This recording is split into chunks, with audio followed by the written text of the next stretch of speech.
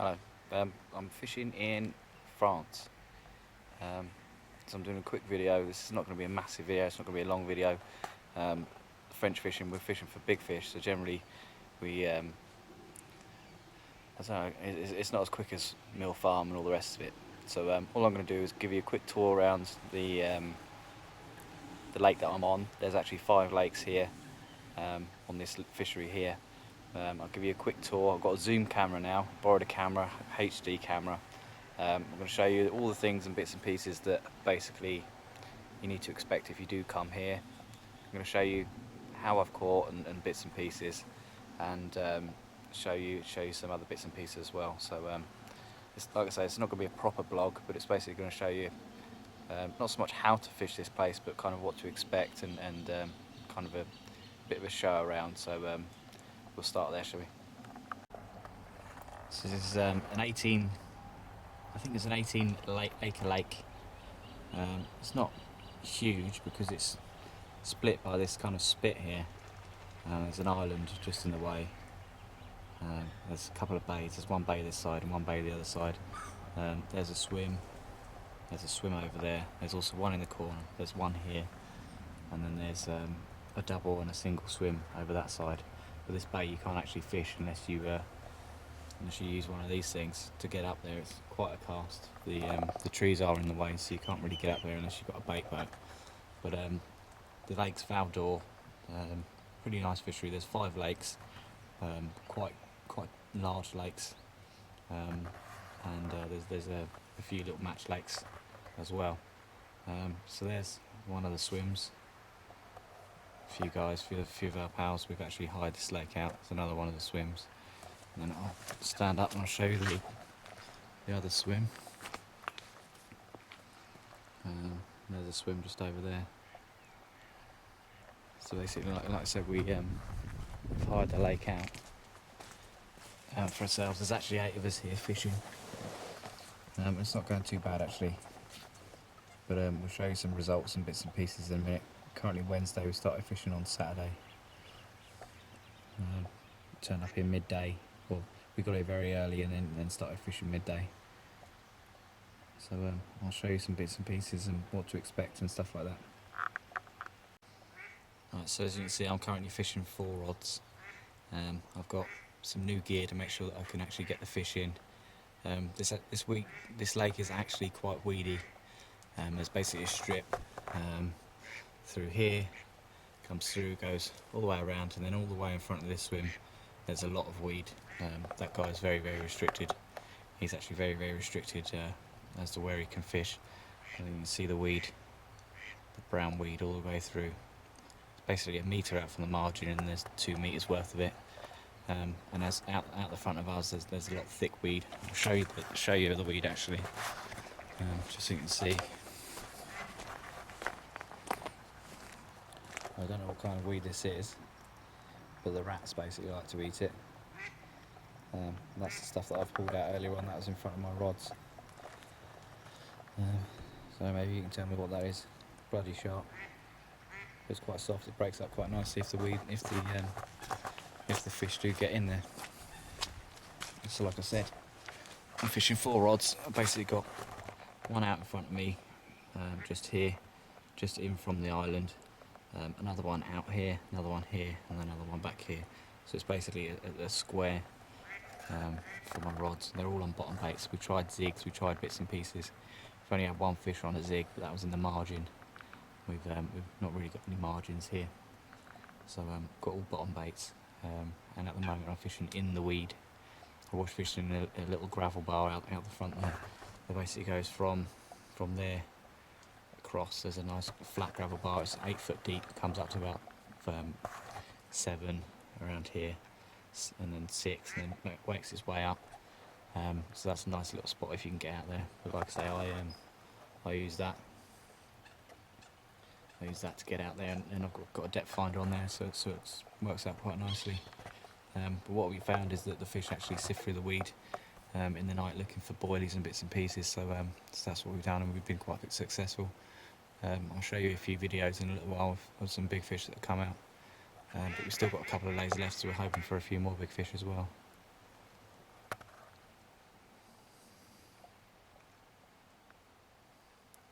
there's plenty of fish moving around. We're pretty sure that up the top here is where the fish kind of hide during the day. We're taking the boat up there with the fish finder on it, and the fish finder is actually, or the feature finder should I call it, is actually showing there's quite a lot of fish sitting there about a foot off the surface. And then there's quite a lot of snags as well, which are quite nice if you want to fish too. Just here also. And then there's a big long margin, where are we? Big long margin of reeds all the way through. So like I say, you want a boat really to get to them. So I'm furthest over in my swim, and that's what you got above you basically. So you want a boat really. You can hire them here, so that's quite nice, but that's one that I've got specifically for this trip, and I'll be selling it after this trip. It's done the job I wanted it to do basically. So my left hand rod is around here. There's a swim coming across, so I can't go too far over. He's cast as far as he can. He's landed about pretty much where that coot is, just there. So I'm back out of his way, just about here. My next rod's aiming towards that swim. My next rod's aiming towards that corner, and then my fourth rod is straight out in front of me. Just found some weedy spots with the bait boat and with the feature finder. Keep calling it fish finder. A feature finder. Just found some little channels, and then I'm fishing them during the day. We've not actually had many fish during the day. This kind of seems as though it's a night fishing lake really. We've caught most of our fish. Oh, here's one of the residents. That's a baby one, believe it or not. You'll find plenty of them here if you come.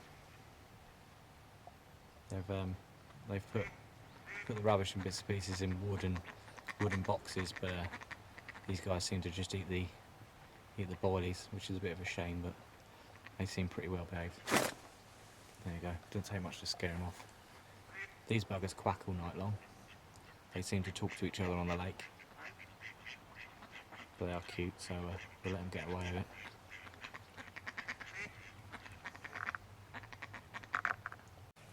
So as previously mentioned, basically this lake has got a lot of contours.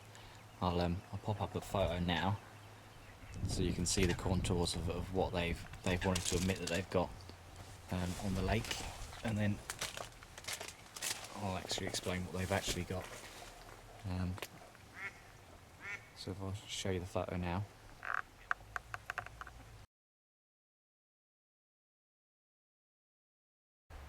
Now what I've actually found is that in the margins you're probably looking at about 2 or 3 foot, and then you've got a lot of weed as well. You've got about a metre maybe, if that's 4 foot you've got 2 foot of weed just in the margins here, all the way through, all the way around in front of these 3 swims.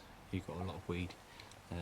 About 3/4 or maybe a third away across, about here the weed stops, and beyond that is the gravel bar that falls away pretty darn quickly. All the way through, there's basically an island here. There's a channel that goes through, and that's pretty flat. That's about 7 foot all the way through, all the way back at the top there, where the bay is.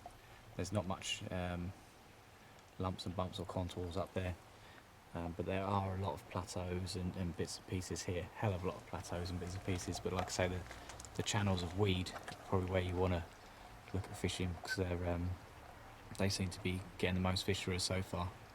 I've had a 20-pounder out of the gravel bar on 2nd or 3rd night, and then I had a 39 yesterday, and or last night, should I say, early hours, and a 20-pounder, and that happens quite often. And these boys are big. These boys are big that jump out. So what I basically found is that the fish were coming out from that gravel bar. A 29-pounder come out yesterday actually from these guys. They actually they caught one 29-pounder from that gravel bar. That's the first time they fished that gravel bar. But I decided to come off that gravel bar and come back in, basically where the kind of the weed is, but where the channels are as well. So I fished those, and they seem to work. So I'm going to try that again tonight. The fish do go mental here. They do fight very, very well. So I've had to back lead. Let me see my lines. Yeah, I've back leaded there is a lot of weed out there, but that's a risk you kind of got to take. That weed breaks up pretty quickly, so it's not too bad to fish in. But I definitely suggest back leads, because the fish basically, both the fish that I've had so far, all of the fish that I've had so far, come in very, very, very quickly and then piss around in the margins. And because their mouths are really, really soft, they literally just drop straight off. So you're looking to kind of get the fish into the margin, wait for it to tire itself out, and then walk backwards to let it get into the net. Otherwise, you're going to struggle to get it in. We've had quite a lot of hook pulls on the first couple of nights. We've probably lost 4 or 5 fish just because they've pulled out, which was a real shame. They could have been whackers for the way that they come in, but you never know. They could have been tiny, tiny, tiny fish. But all in all, it is a nice fishery. We're waiting for the 40 pounders and the 50 pounders, but hopefully it won't be long. There's some shows there. Something come out.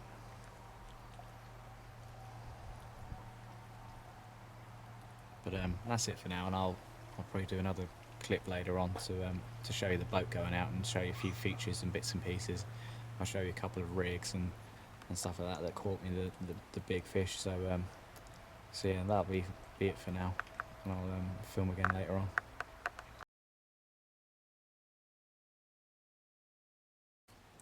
Right then, so I'll quickly go through a couple of rigs with you. This is the first one. This is what I was fishing for most, or 3 of my rods anyway. It's literally, that's a quarter choddy hook. As you can see there, you've got to fish barbed or crushed barbed. On this lake they don't allow barbed hooks, so you've got to fish barbless or crushed, or crush your barbs. They don't allow barbed hooks. Yeah, that's better. That's kind of fluorocarbon going through. It's 10 pounds fluorocarbon, tiny hair, literally fish a boilie, just the same as this one. That's all I did. And then I put boilies, maize, sweet corn, and hemp with a bit of pellet in the old boat there. Found a point outside in the lake, found a spot on the lake, and basically dumped the gear on there. So that's resulted in a couple of 20s actually. That one's responsible for the 2 20s that I've caught. This one here, a bit more complicated. I generally don't fish like this. It's one that I found in my pot that I've had for quite a while. I figured I'd try it out, and that one actually caught me the 39 pounder. That's stiff silt through there, and then it's stripped back. It's got a bit of rig silicone tubing, a bit of tubing on the bend of the hook, and I fished that so that it's right forward. Let me just move that forward quickly. There we go. There we go. So basically fish that forward like that, put the boilie on, same as you see there with the stop, and just ship it out there on the boat. Now this is a rig that I'm actually trying now. I put this rig on 3 of my rods, and I've done a blowback the same as well. Boilie, standard boilie, 15mm boilie, choddy hook again, the crushed micro barb, normal setup, bit of rig putty, and that's just basically 18 pound supernatural from Corda, bit dark matter, just to keep it down, hopefully pinned to the deck. But I'm tying them basically straight onto the swivels now. I was using these quick links, but my old man caught a sturgeon. The sturgeon jumped in the air and basically snapped the whole lot off, so I'm not using them anymore. As you can see, that one's got nothing there because I tie that straight on. I'm not going to take any risks. These are big fish and they know how to lose the hooks and everything else. So that's basically my rig setup. So like I say, that one's the 39, and then that one's the 220s. Pretty straightforward. I don't really muck around, to be honest. I very rarely go over the top of my rigs. This is just one that I found in my box that I've obviously made. Seeing if I can tie it or not, and it's done the trick. But like I say, these fish were caught in the dark, so the rigs probably don't matter anyway, to be fair.